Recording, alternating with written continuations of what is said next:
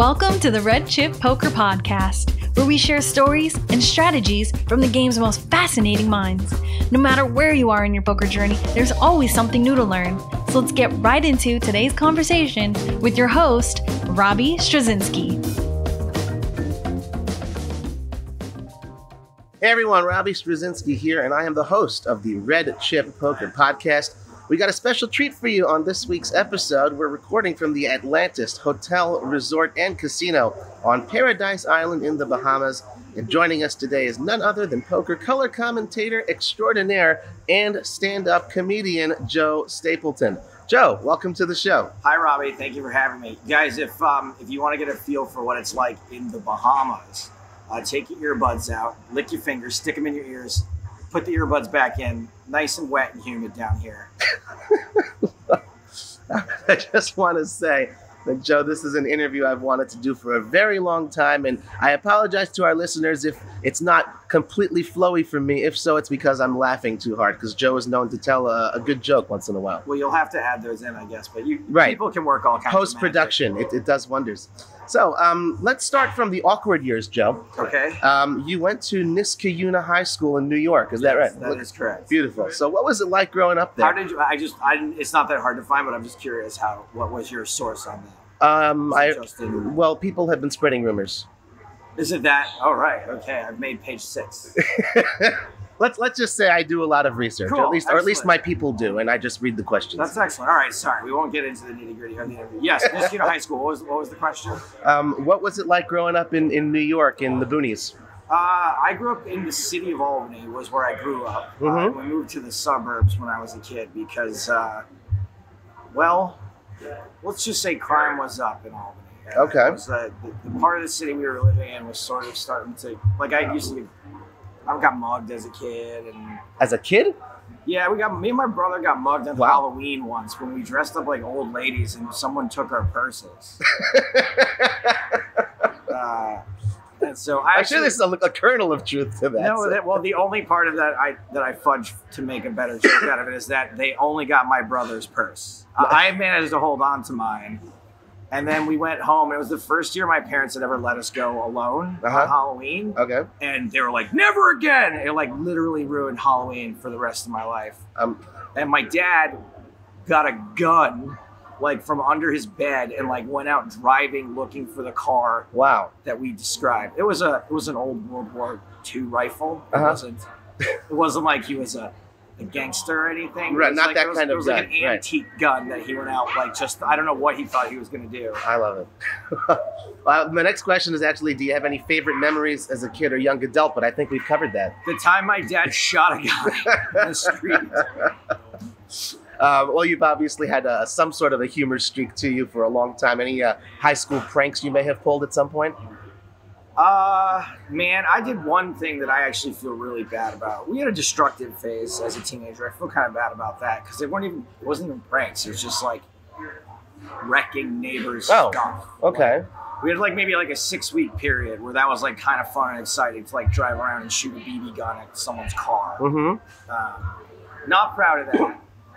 To be fair, I was usually just a spectator, but that doesn't make it any better. Okay, it's fair. And then, but as far as pranks go, I accidentally, one of my teachers when I was in high school was like, there's this thing called email, and like introduced us to email. You're showing your age, Joe. Yeah, well, and I had an AOL account, and he was the first teacher who ever emailed us. And he wrote us all an email one time, and I hit reply all. Oh. And more or less. Those are always fun. More or less called him a fat ass.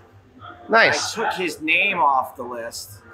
And then like an hour or two later, someone writes me back and they're like, you know, we had a second email address on that list, right? And I was like, oh. So that wasn't a prank really either. That was just me being a mean teenager. I'm so glad that the internet didn't really exist when I was a teenager.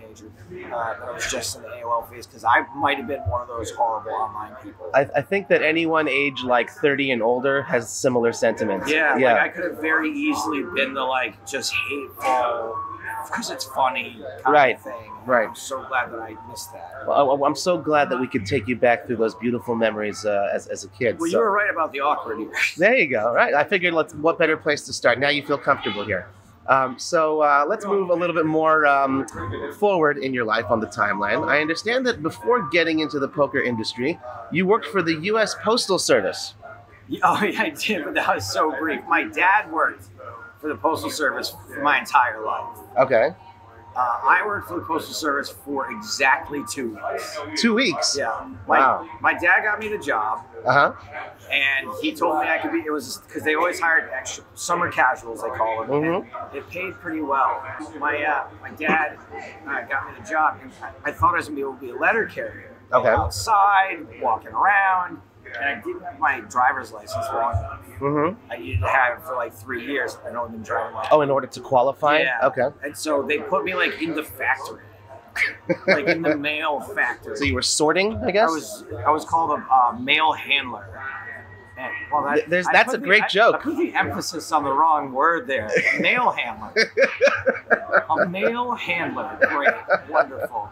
So, in other words, you're saying you handled other people's mail. Correct. All of the mail in the building was handled by me. Excellent. Can you guys hear the spelling on that joke? I don't want to have to. Okay. So it was the most tedious 8 hours every day. Like I was going crazy. And I went to my boss. I went to my dad first and said, I'm sorry, I really hate it. I don't want to make you look bad, but can I please quit? And my dad's never been nice to me about anything. But not in an abusive way. He's just like he's like a stern dad. Okay. And so he was like, yeah, sure. And I was over the moon. And I went into work the next day and I went to my boss and I said, I know I'm supposed to give you 2 weeks notice, but if it could be anything shorter, I'd really appreciate it. And he was like, how short? And I was like, can I leave right now? And wow. He was like, yes, you can. And it was the happiest I've ever been walking out of the building. I was just like so free. Amazing. I have my summer back. And the worst part is it was the most money I've ever made, not ever, but at the time had made in my life. It was like $15 an hour. Wow. In like 1999. That's a good chunk of change. Not enough for me to stay. It was just mind-meltingly boring. So you're saying it was like one of the happiest days. So I guess it's all been downhill from there? That's it. Yeah, not one happy moment since then. except for the birth of my children. Allegedly. Right. Right. So let's move forward a bit. From there, you came to LA to write comedy in 2002, and you got a job working for MADtv. How long were you there, and what was your role? I worked at MADtv more or less for 7 years. Wow, that's a while. I was there as a production assistant, someone gets coffee and makes copies. I did that for 1 year. Then I got moved up to something called the research department, which was actually really fun. It was before you could find everything on YouTube. MADtv was a show that did a lot of parody. Okay. So parody Everybody Loves Raymond, and parody Lord of the Rings. Right. And for the art department to get the set right, and the makeup department to get the ears right, and the actors to get the accents right, and the impressions right, the research department would make physical VHS copies of everything we were parodying that week and hand them out to the departments. And so, like, I would, like, when Keegan-Michael Key was doing an impression, or Jordan Peele was doing an impression of Barack Obama, like, I gave him a tape of Barack Obama. An actual tape? Yeah. Wow. I mean, he came later, so it wasn't him specifically, but that I don't want to sound like I'm telling stories about me basically being the impetus, the inspiration behind Jordan Peele's Barack Obama. I'm not saying that at all. I'm just saying that maybe I gave him a tape. Anyway, but the other part was that because you couldn't just find things online, sometimes if we were parodying a commercial, I would have to watch TV all day long with VCRs running to try to catch these commercials. Wow. That we were parodying. So that was a really interesting job. After that, I went out and I did production coordinator for 3 or 4 years before I finally quit after I was offered my first poker podcast. Nice. I guess we should start talking a little bit about poker. I mean, this is the Red Chip Poker podcast. Problem. Sounds good. I mean, look, you guys can talk poker. You can hear about poker from everybody else. Right. Because that's all a lot of the guests are going to be capable of talking. Right. So you're saying this is an accident that we've had you on? Yeah, absolutely. Anytime anyone wants to interview me, I think it's an accident. He's on to us, folks. In 2005, I guess you were still with MADtv at the time. Yes. But that's when you first dipped your toe into the poker world, and you did some reporting for Card Player Magazine at the World Series of Poker. How did that opportunity come about, and what interested you in doing poker reporting? Nothing interested me in poker reporting, but what interested me was living in Vegas for 6 weeks and getting paid to do it. Nice. Okay. So my friend Scott Huff applied to be an intern at Card Player for the World Series in 2005. I drove him to Vegas. I was going to be like a fun little overnight. We played poker at the Mirage for 8 hours. Awesome. Might have been 12. It doesn't matter. Right. And then I dropped him off at the housing for a Card Player. And I walked him in. What's really funny is he got robbed also. And was he also dressed like an old lady with a purse, or this was a different kind of rob? No, my car got broken into in the Mirage parking garage, and all of his stuff for the summer was gone. Oh, no. Wow. So I dropped him off with no luggage. Yikes. And I don't, for some reason, I met the bosses, and they said, we're still looking for people. Scott, do you know anyone else who can write? He's like, my friend Joe can write. Wow. And they said, do you want to work here for the summer? And I said, yeah, sure. And I drove back to LA that night, packed my own stuff, and then back to Vegas the next morning. That's amazing. What did you know about poker? Like, you can write, but you kind of need to know to write for Card Player Magazine, something about poker. I didn't know anything about poker except for that Huff and I, we both lived in LA and we were both poor. And so we used to sit on milk crates and just deal out poker hands to each other. He didn't have any furniture. I mean, a little bit, but we sat on milk crates and just dealt out hold'em hands. Wow. And then we played online a little bit, but when I say we played online a little bit, I was the guy making the online players rich. Got it. I was like a 2-4 pokerroom.com limit player, depositing like $100 every day or every other day because I was at work, and I would just deposit 100, lose it, deposit another 50, lose it. Okay, that's it for today. And then maybe the next day I win a little, lose it all the next day. And you were happy? Yeah, I was fairly happy. The thing is, when I was at MADtv, that job paid insanely well, and I was like 22 years old. So what were you doing sitting on a milk crate, if you don't mind my saying? Okay, so that's what I mean, is that we had started playing poker when we were on milk crates. Oh, I see. Okay. And then eventually became production coordinator. So that was 2 years after. Okay.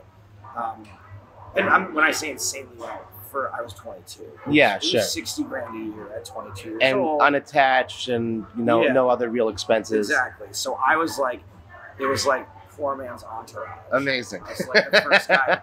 All my friends were making 25 and 30K as waiters and stuff, and then I got the first job at 60. So that's very cool. So anyway, I didn't know much about poker at all. I just watched a little on TV. I know a few of the big personalities. We were readers of Daniel's blog. That's Daniel Negreanu. Right, sorry, yes, because there's lots of Daniels in poker. And I remember, I'm buddies with Daniel now. And I remember, though, he was a Survivor fan, and he mentioned one of our friends who had made it onto Survivor in his blog, and we thought it was the most insane thing in the world. Like, oh my God, Daniel mentioned our friend because he watches him on Survivor, and now Daniel has slept on my couch. So we've come a long way. As the world turns. So the next summer after that, you continued for Card Player, and this time you were producing videos. Your research is so fucking good. Honestly, this is insane. Thank you. This is so good. No one has ever, you've nailed everything, and people always are just like, so you were an actor on MADtv, right? I'm like, nah, was not an actor. So I'm going to have to give my minions a raise. Well, thank you. I appreciate that. Thank you. Go on. Well, this idea of producing videos for Card Player, was this your idea or was it theirs? It was their idea to do video, but everything we did that year was me and Scott. Okay. We decided to do a daily World Series of Poker news show. That was kind of like Weekend Update, but without Norm Macdonald. Definitely without Norm. And it was with the headlines that had happened the day before at the World Series. Okay. And Card Player hated it. They hated it. They were like, poker's not supposed to be funny. Oh my God. What is this? This is not MADtv. this is BS, take this down. They did not like it, and I was subsequently not ever hired back to card. Oh, shit. Oh, and when you were doing it, did you have any prior on-camera experience? No, and I was barely on camera. I was never, excuse me, I was never considered to be on camera talent until the big game. Okay, well, we'll get to the big game. I Yeah. occasionally would jump in front of the camera, but it seemed like people discouraged me. My bosses discouraged me, and I never admitted it to myself that I wanted to be in front of the camera or in front of the microphone. I never admitted to myself that I wanted to be in front of the camera or behind the microphone until around this time. I had always been like, no, I'm happy just being a writer. I'm happy just being a writer. And then it wasn't until I got hired to do, which is probably your notes, Poker Tonight. What's that? You missed that one. Damn it. Okay, well. Was that in your notes or no? No, Don't tell me. Okay. It's not. So I went back to MADtv for a year. And then the show came out called Poker Tonight, which was basically Ultimate Bet was like desperately in need of R.I.P. Ultimate Bet, yeah. Of repairing their reputation. And so they commissioned a Sports Center style show on Fox Sports called Poker Tonight. Nice. And me and Huff and Seabach got hired to be That's Joe Stapleton, yeah? Correct, yes, to be the creative team. And it was going to be, we're a team writing, but Joe and Scott, yes, Joe, I thought I said myself for a second. Seabach and Scott are going to be the on-camera talent.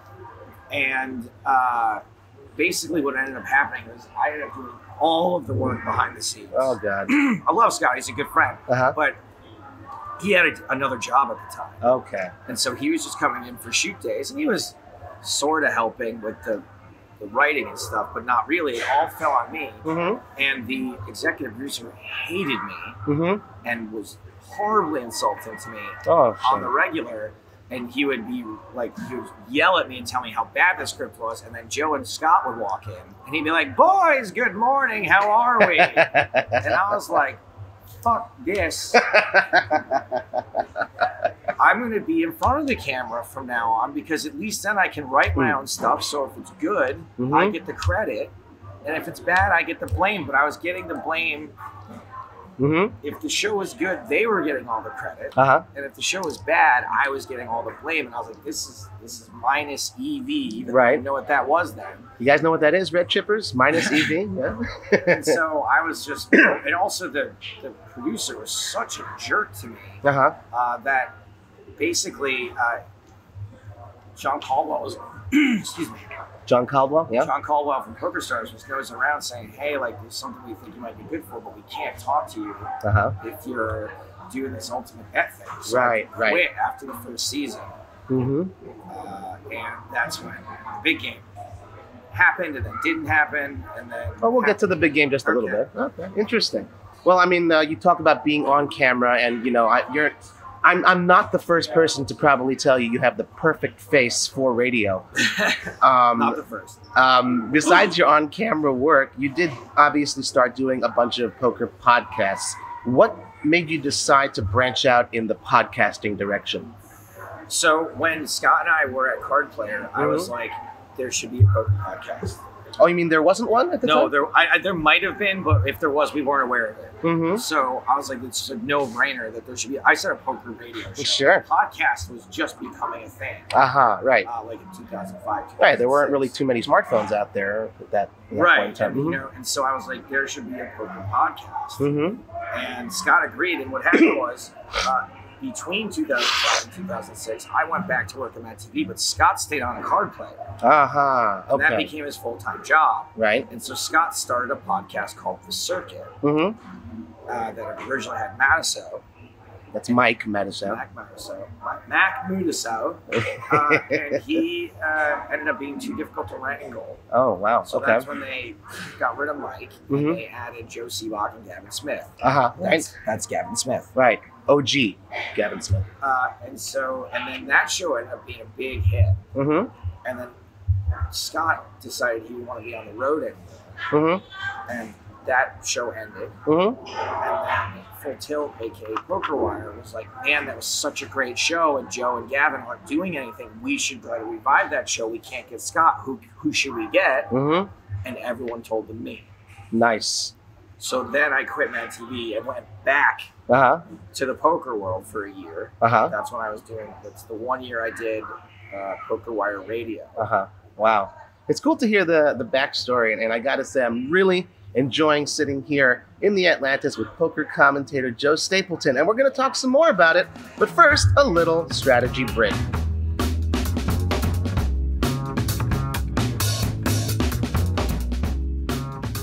Good morning. This is James Sweeney, aka Split Suit, co-founder of Red Chip Poker, and today I want to give you a little tip when it comes to hand reading.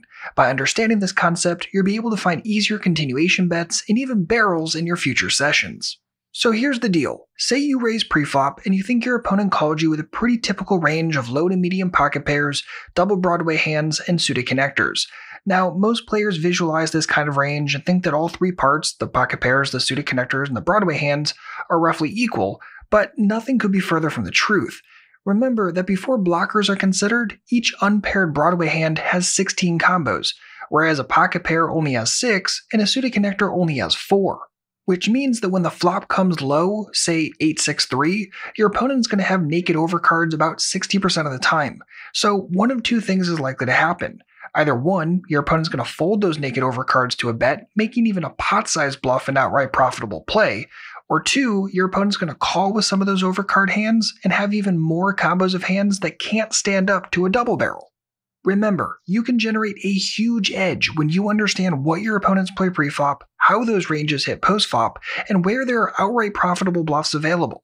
For more of this kind of exploration, I suggest using Flopzilla and also checking out a wide array of videos we have on hand reading, ranges, and bluffing in the Pro membership. In particular, I suggest checking out my 2 Pro videos titled Double Barrel Bluffs and When the Preflop Raiser Checks. They will be super helpful. You can go pro today and get a special deal on your first 3 weeks by visiting redchippoker.com/Ruby. That's RUBY. Again, redchippoker.com/Ruby. That's it for today's strategy segment. This has been James Splitsuit Sweeney, and let's get you back to the episode.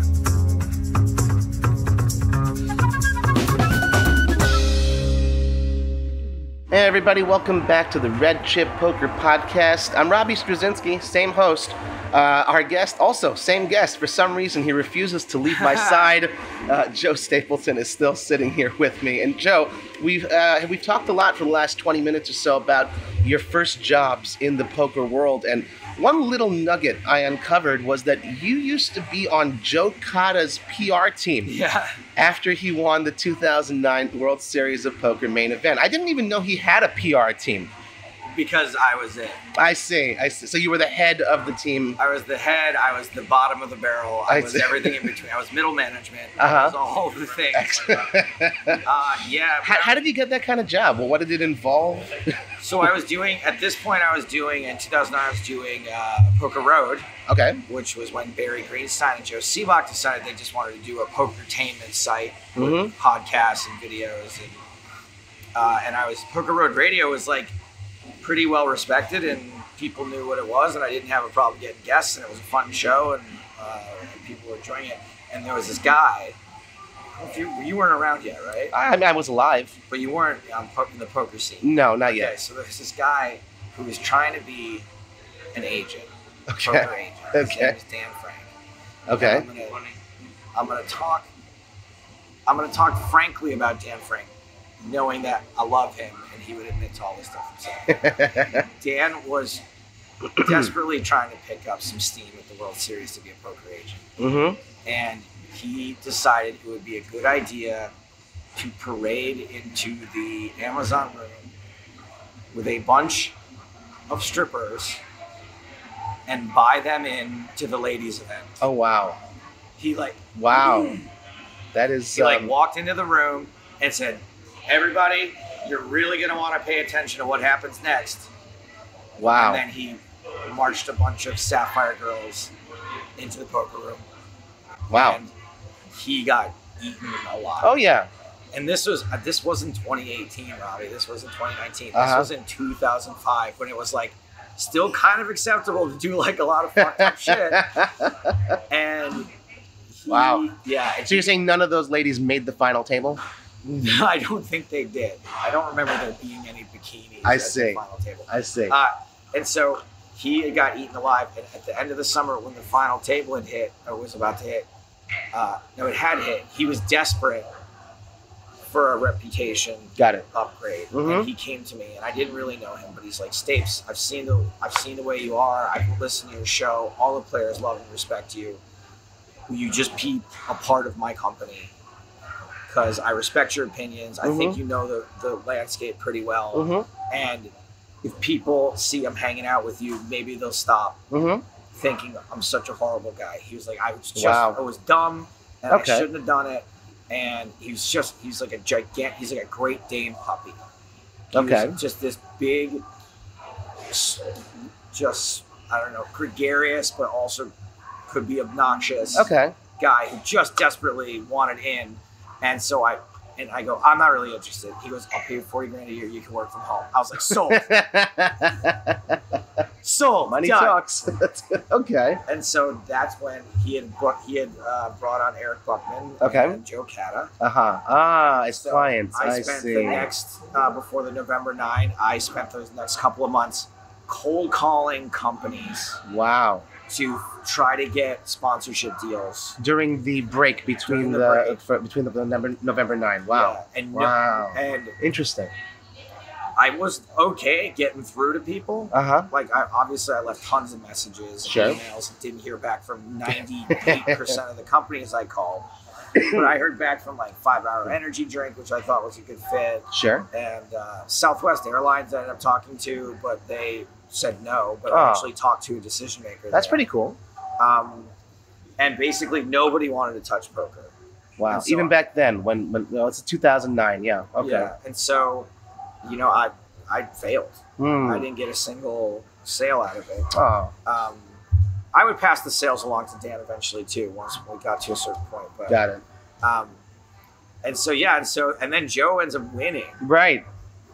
And so Dan's like, then we really need a PR person at this point.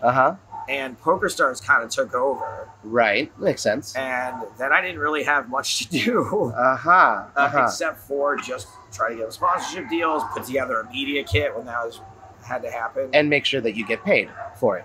Yeah, and I did. Nice. Yeah, no, awesome. Dan paid me. Sweet. Yeah, and so that was my brief stint working for Joe. And then Black Friday happened. Oh, Black Friday. I guess we should talk about Black Friday. Black Friday happened. Are you reading my notes, Joe? No, I'm just remembering life. Yeah. Okay. Well, just before Black Friday, I do want to mention the big game, right? Sure. How did you get the gig, and what is one of your favorite memories from those days? Getting the gig was... Who'd you sleep with, Joe? Well, I was going to say, it would have had to have been an orgy if I was going to oh, goodness. Okay. make that metaphor, because I had so many people on my side who I didn't even know I was on their radar really. John Caldwell, who worked at PokerStars, wanted me for the job. Daniel Negron, who wanted me for the job. Barry Greenstein wanted me for the job. And these are two people who both then and now had a significant amount, three people who had a significant amount of say at PokerStars. Yep. And that's a good feeling. Yeah, and there were people who said he hasn't really been on camera before. Okay. And they went, yep. Nice. That's good. Good for you. And they went, he really doesn't know that much about poker. And they said, hire him a coach. Really? Yeah. So you got poker coaching not to play. I pretty much still get it. Really? That's interesting. So they hired, if you watch the credits for the big game, there's a credit Who watches the credits? That says Poker Police. Okay. And it's Jimmy Fricke. Oh, wow. And from the moment I got that job, the way it worked the first season of Big Game is Jimmy and I would watch the shows on Skype, and he would say, this is what's happening here. This is what he's trying to do here. That's this amazing. Is what he's trying to do here. And many of the words that you heard on the Big Game were his words through your mouth. His words. How about that? Interesting. And then season 2, we started doing it via notes a little bit instead of watching it together because it got to be too time consuming. Mm-hmm. And then when I went on to do whatever it's been, 7 or 8 seasons of the EPT, or whatever it's been, 7 or 8 years at Poker Stars in Europe, Jimmy's been in my corner for that too. That's amazing. Wow. Now, the extent to which I need the notes has diminished significantly to the point where I could get away with it. I have without his notes. But when we do notes, there's 1 or 2 things in every hour of TV that you see me do commentary on that are things I would not have noticed. That's pretty cool. That's amazing to hear how a long-standing relationship like that began. And that it's still useful after all these years as well. That's very cool. And Jimmy's a dear friend. Beautiful. Oh, you mentioned Black Friday, so we'll fast forward to that. And I caused Black Friday, right? Yeah, no, I did not know. Do you want to hear the story of how I caused Black Friday, or do you have a more specific question? I do have a more specific question. We'll leave that till next podcast. Okay. Everyone knows what Black Friday meant for online poker players, but obviously it meant that a lot of adjustments had to be made on the industry side of things. What did Black Friday and what was the fallout? What did that mean for Joe Stapleton? I say this with not unintended flippancy. Black Friday was one of the best things that ever happened. Wow. Now, I don't know what would have happened had there not been a Black Friday, so I don't know. Okay. But I came out of Black Friday so far ahead of at least where I was when it happened. Wow. Because what happened was... Is that why you caused it? I didn't mean to cause it. No, I didn't. Believe me, if I had a choice, I wouldn't have caused it. All I'm saying is that I came out of it doing... did unbelievably well on Black Friday. And of course, I'm not gloating. No, of course. I just have to recognize that well, just like some people benefit from a short sale in stock. I mean, I get it. Right. Well, it was not my intent to benefit from Right. It was more like that I have to be honest when things go my way. Like a lot of people will sit here and go, I worked really hard and I'm a this, and I did that, but I got a lot of fucking weird lucky breaks. And one of them was when Black Friday happened, I was in the booth recording the big game when I saw an FBI logo. Look at that. On Poker Stars. Right. Wow. And I was like, cool, well, it's been fun working with everybody. Thank you very much. It's been a good time. Thank you. I'm just going to go to my car and cry right now. Oh, no. And then there was a little bit of time we didn't know what was going to happen. And then when they decided, they go, we're going to finish recording the season. We're still going to pay you. Nice. The show's off the air in America, but we're going to air it still online in Europe or other English-speaking territories, and we're still going to translate it for other territories. Nice. Okay. And so we finished out the season, and before Black Friday was in March, and by August... Black Friday was in April. Sorry. April 15th, Joe, 2011. I don't, you were there. I was definitely there. I'm just saying. You pushed the button. March and April are the same month for me. Okay. So it was in April, and by August, I had gotten a call to work on the EPT. Amazing. Well, that's good. That's and good. I was also doing the NAPT at the time when Black Friday happened. And they were like, we're going to That was the US tour. Yes. And Hardigan had been coming over to do that commentary with me in New York. And they said, that commentary is still scheduled as well. Right. It's coming out. It never ended up premiering. Sure. Okay. Okay. I still finished up my big game job. I finished up my NAPT job. And then I had another job working on the European Poker Tour. And things just kept on rolling from there. Yeah, and then I got to go to London. Right. And where arguably I was able to do more in London than I would have maybe been able to do in America. It's those lax British laws, yeah? Yes, the lax British laws. I will say the British love of comedy helped a lot in that, I was able to be a slightly bigger fish in England. Not that kind of fish. Not that kind of fish. Right. Both kinds of fish. I just didn't mean it. That's a reference. In England. Nice. And so I got to do stand-up. And in England, I was doing stand-up the first time I ever really took it seriously. I got to be the American who was on TV. That's doing awesome. Stand-up. That's a cool thing. And that made stand-up a little bit easier for me because I automatically had a leg up. I as a guy with an accent on stage, I could go on stage and just go, guys, I don't know. fuck, sometimes I don't know. And a couple people would chuckle. Nice. It's not even a joke. Right, but because it's you're on the other side of the pond. Right. Nice. How long did you live in the UK, and what are some of the things you learned in your years there? I have a whole act, a whole stand. Things I've everything's a setup for a joke. So I'm trying to decide if I want to do my act on your podcast right now. Well, we might run out of tape, Joe. Yeah. Let me just say, okay, I was there for 2.5 years, and what are things I genuinely learned? You can pick one. I tell you what, I learned to appreciate America. Oh, interesting. Okay. In what way? There were things about America that I really missed. And that is why I eventually decided to leave. Right. Well, that and an expired work visa. No. I mean, when I moved away. Oh, I see. I've been commuting the last couple of years, but when I moved my place of residence to London, it was because I missed many American things. I missed big parking spaces and Taco Bell and my friends and just certain things like American shopping malls, things that are not necessarily trucks. I missed pickup trucks. You're not into lorries? That's not a thing? No, not a lorry guy. Never been a lorry guy. My parents always buy me toy lorries as a kid, but I've never been a lorry guy. I see. Well, sometimes you just have to not have something anymore to realize how important it is to you. I just realized I missed America. And it didn't mean that I didn't. I think the UK is a wonderful country and they do a lot of things right over there. And there are things that I think they do way better than we do in America. I won't get into it now. That's fine. But so it was 2.5 years, and England taught me to appreciate America. Beautiful. Well, let's zoom out just a little bit, or maybe a lot. And you obviously have a lot of, things on your plate, a lot of things that you're juggling. When you head into work every day or every night, you seem to always go in very well prepared.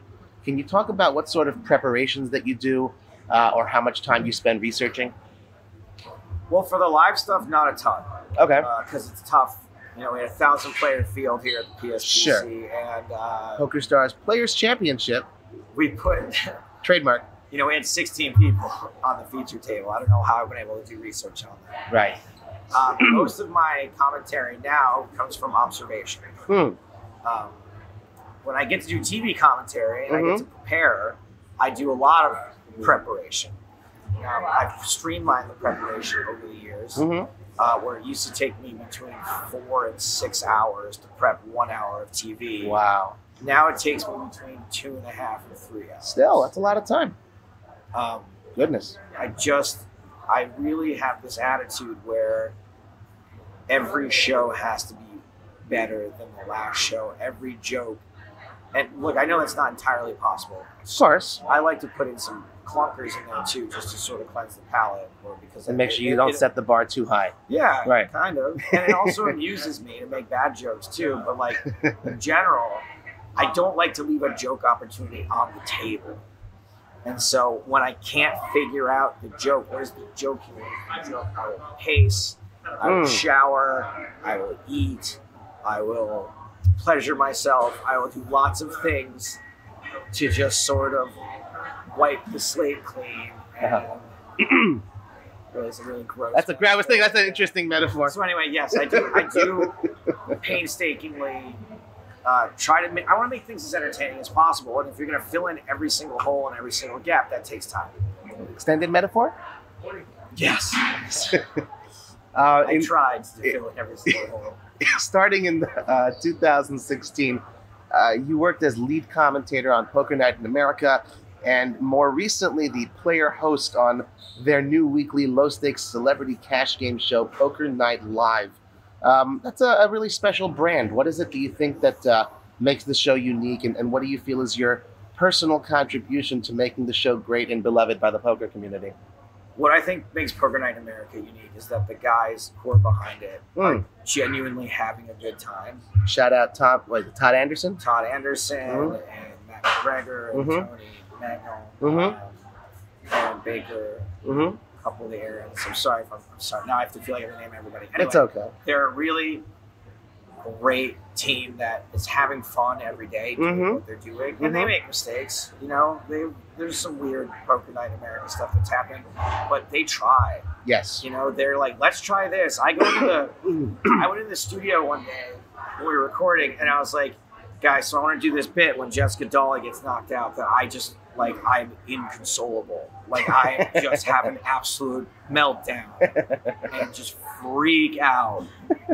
And they're like, yeah, we love it. Let's do it. And awesome. then I was like, what if the freak out continues and we actually cut away from the poker and we show me freaking out in the studio and I just wreck the studio. Like, I just absolutely tear down the office. And they're like, all right, we can't do that. But what if you go nuts and rip a fax machine out of the wall and then take it down to the parking lot and destroy it with an axe handle?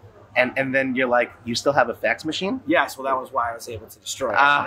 Okay. I think it was a printer, actually. Okay. And they were like, I love it. They were like, that was their counter offer nice. to me, and I was like, sold. That's cool that they're willing to try new things. And we did it. Yeah. So, and they're, you know, that's what happens on my end of it, but on the poker end of it too is like, you just want people to have fun. Stakes aren't crazy high, right?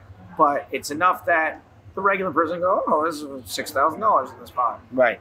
And the people they have on the show are fun people who are goofing off and drinking, and not that I think you have to have, you know, drugs or alcohol to have a good time, but it is a social lubricant, and so just sort of they treat it like it's a game for friends having fun and for a little bit of misbehavior, which I think is perfectly acceptable for everybody. I like it. Very nice. I mean, one of the other brands, I mean, obviously you can't go through a Joe Stapleton interview without mentioning this. You've worked the WSOP for the last couple of years.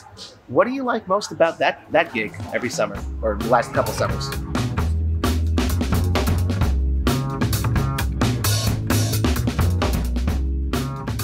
That job is stressful. Oh, okay. That's the first time you've mentioned stress. Interesting in this entire They're all conversation. stressful, but that one is really stressful. The stress is mostly self-imposed. Okay. In all of the things I do. Okay. The ESPN job is more stressful and self-imposed, but also quite a bit is imposed just based on what the job is. So that's why it's like a double whammy of stress.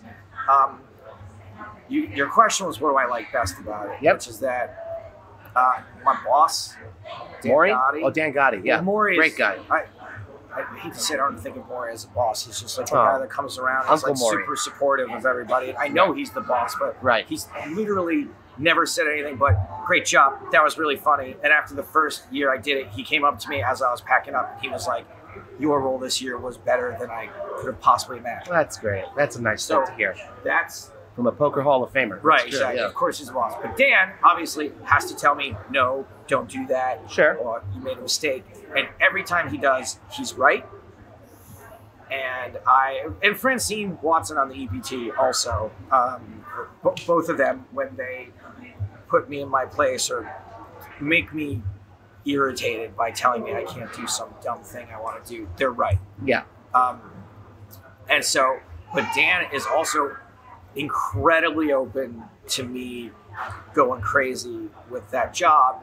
He has to rein it in. He goes, I love it. It's hilarious. We can't do it. I love it. It's hilarious. We can't do it. Right. But having a boss that can tell me no, and I respect it and enjoy it in a way, that's one of the things I really like. And then the other thing is that, like, you know, not all the pieces I do are duds, but for me, the best part of any of this stuff is landing a joke. Landing a joke or doing a segment that people laugh at. That people will write me a tweet that says, holy shit, I was on the ground laughing at that. I can't believe you drank that condiment smoothie. Or when I did Mike Manaso's spelling bee was the best thing I did year one. What's funny? Yeah, just like really, just like, you know, cracking one out of the park.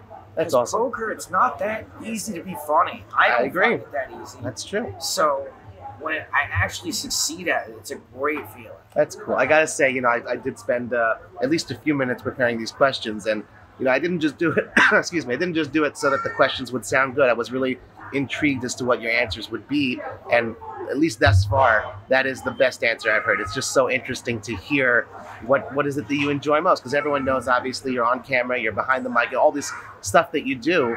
I find it just really interesting to know what it is that makes you smile at the end of the day. That's really awesome. I mean, and of course, there's the loads of work you do for Poker Stars as the podcast hosts. What's that called again? With James Hartigan?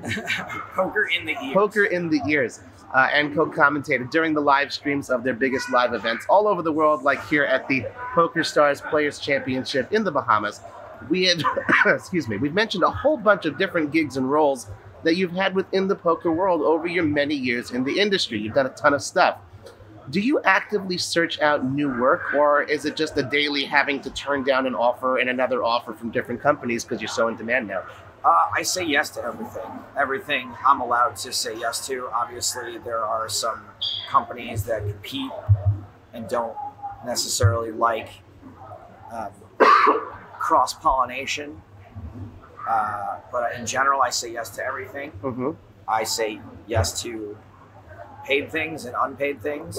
Like this interview, for example. Exactly. The payments in the mail, Joe. Now, I'm at the point now where I can't take actual work for free anymore.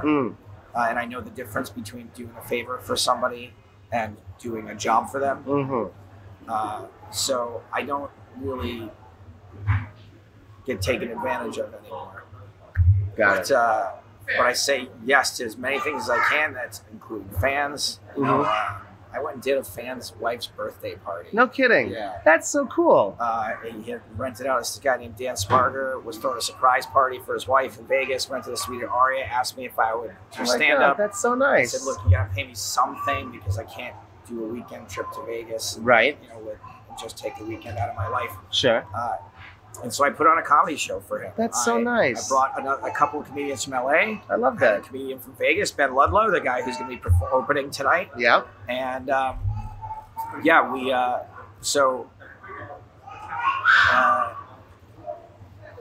say yes to everything. That's very ultimately what I'm going for. I remember that you and I had a really great chat at this past World Series of Poker, and you had said something that I certainly didn't forget. You said, I have aspirations beyond poker, but as far as poker goes, it doesn't get any bigger than this. It's the WSOP main event. It's the crown jewel of all of poker. Let's talk about those aspirations just for a sec. I imagine they have just a bit to do with what you're doing as a stand-up comedian. Maybe can you elaborate a little bit? Yeah, see, I don't have a ton of regrets in life, but one of them, as I mentioned earlier, is that I didn't admit to myself until much later in life that I wanted to be on camera. And it wasn't until people asked me to be on camera, honestly, that I really was like, oh, right, of course, I wanted this all along. So I can't help but think about what if I had started pursuing it at 21 years old instead of 29 years old. Aren't you 29 now, Joe? I am 43. You don't look a day over 42, I must say. Thank you. So those aspirations are, look, as we mentioned before, it's hard to make poker fun. And I've managed to pull it off occasionally. Yep. So all I can think is, man, if I could work in a subject matter that is not hard to make fun of. Ooh, right. What could I do with that? I hear that. If I had a regular talk show format or game show or travel show or sitcom or whatever it may be, or stand-up comedy, wow, now I have the entire universe to play with instead of just what's happening at this poker table. Got it. Interesting. And I can make more people laugh. That's really true. what I want. That's cool. When you boil it down, interesting. Well, I guess this question goes back to what you said about preparing. You've said before that stand-up is rehearsed and the goal is to make it sound unrehearsed, sound like it's off the top of your head. I'm still working on that. Many people might think, or maybe they don't realize, they think that, okay, you just get up on stage for 20, 30 minutes and you tell jokes, but there's obviously a lot more to it than that. Can you maybe take us a little bit through what does it mean to rehearse and prepare for doing stand-up comedy? It's a really complicated question. Okay. You can break it down into the main parts. I guess what it means to me is there's writing. It's really trial and error. That's it for me. Really? Yeah. There's no like method of some sort? Or not for me. Really? I mean, that's why good open micers, like good comedians, are doing 20 open mics a week. Wow. I've been doing stand-up for about 5 years now. I've been really lucky that because of my background and experience already being on camera, I'm kind of doing it backwards. Where I'll run into some comedians who I know, and they're like, why are you here? You have a TV show. This is why we're all doing stand-up. And so I've been able to advance a little bit faster because I already do this for a living, entertain people and try to be funny. Right. But I don't do the work, the open mic work that people should. When I say like the hard work, comedians do 20 a week. I do 1 a week. Okay. At most. Well, you are kind of busy. Right, and that's because I'm busy. Right. So my process a lot of the time is I only have time to like try something out like 2 or 3 times before I decide, okay, now I'm going to do this at a real show, or I'm just going to get rid of it and come back to it later. So my process is go on stage. I have a premise. Okay. I write it. I go on stage for the first time at open mic and do it and screw it up royally. Every time. Every time. Even if I get laughs.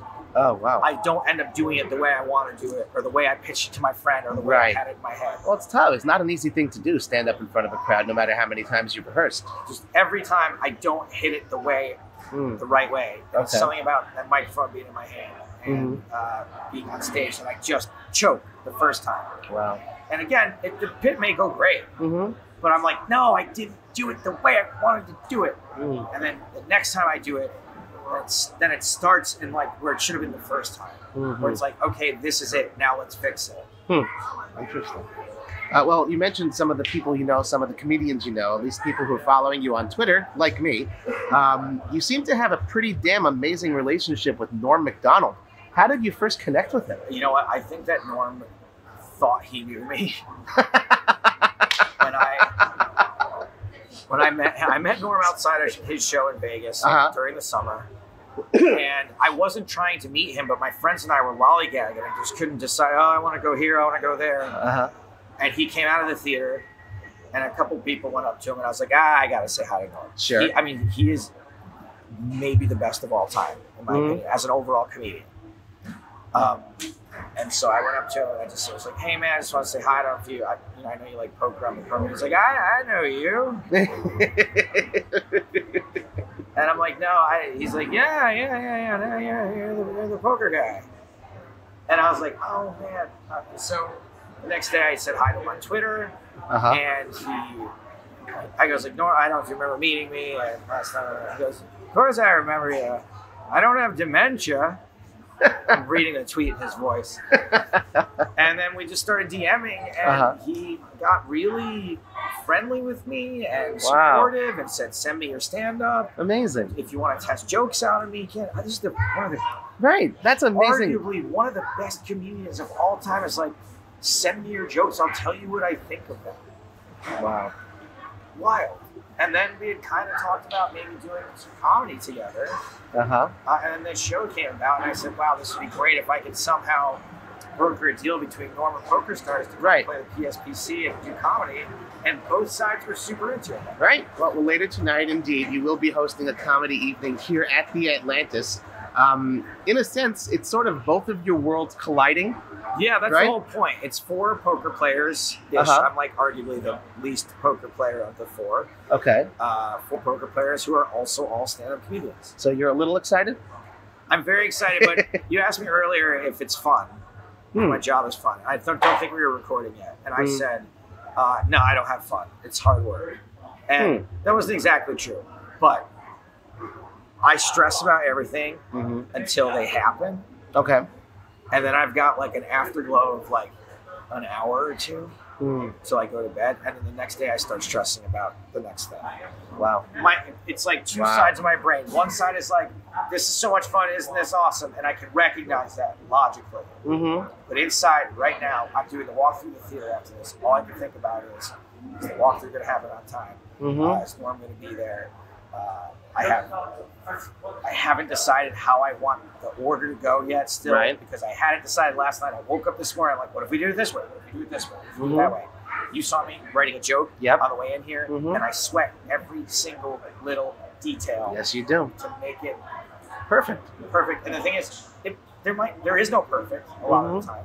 And some of the time, these are lateral changes that I'm Yep. just making back and forth forever. Mhm. And so I do that right up until the time I go on stage. Wow. And if I crush it, I have a blast. Awesome. Those 25 minutes is a high I can't describe. Mm-hmm. And then afterward, you get to ride the high for a while. Right. And the next day, I'm stressing about the next Wow. day. Well, do you feel, I mean, you've obviously performed in many types of crowds. In this sense, is this sort of a little bit of like your home court advantage because it's a bunch of poker players who are familiar with you? I think so, and I hope so, but also it is sort of like performing in front of your parents. Wow. Both since Interesting the way poker of putting stars it. Are my bosses, but Sure. these people that if it doesn't go well tonight, I'm going to see them a lot. Mm-hmm. If I bomb in front of a room full of strangers, Oh, you were that like not good one. right, On... right. This is literally every my person goodness. in the poker world is at Bahamas right now. Uh-huh. Right? That's true. And if they come to my show and I bomb or I tank it or I even am just fine, Uh-huh. that's kind of going to get around. Okay. So you're taking a little bit of a risk, you're saying. Yeah, it's a lot of pressure. Okay. It's a lot of pressure. Well, But I'm happy to do it. Don't get me Well, wrong. that's good, because I got front row seats and they're non-refundable, Like, Joe. let's do it. Is there anything else that you'd like to share with our listeners before I call hotel security to forcibly remove you from hugging my left leg? No, man. Thank you. Okay, well, this has been a real treat. Sitting here with Joe Stapleton, and it's been a pleasure getting to know you better and learn all about your career in the poker world and on stage.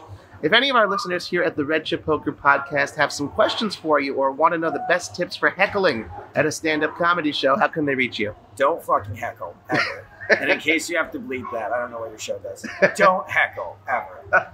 You guys can get in touch with me at Stapes on Twitter. My Facebook page is currently full, but if you find my public page, I answer every single person that messages me, as long as it's not, hey, what's up?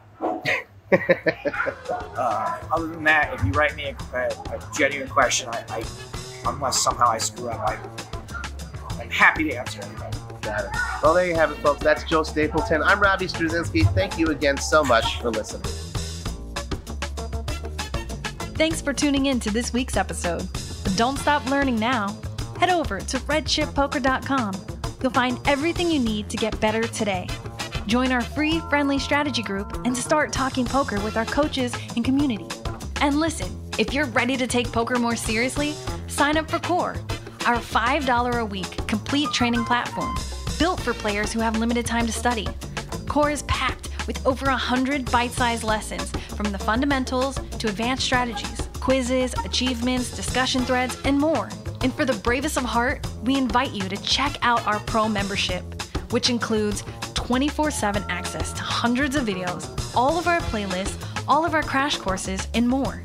If you want to see what the top 1% of players are studying to keep their edges razor sharp, visit redchippoker.com/Ruby. That's RUBY, and get a special deal on your first 3 weeks. Until next time, run good, play better, and get there.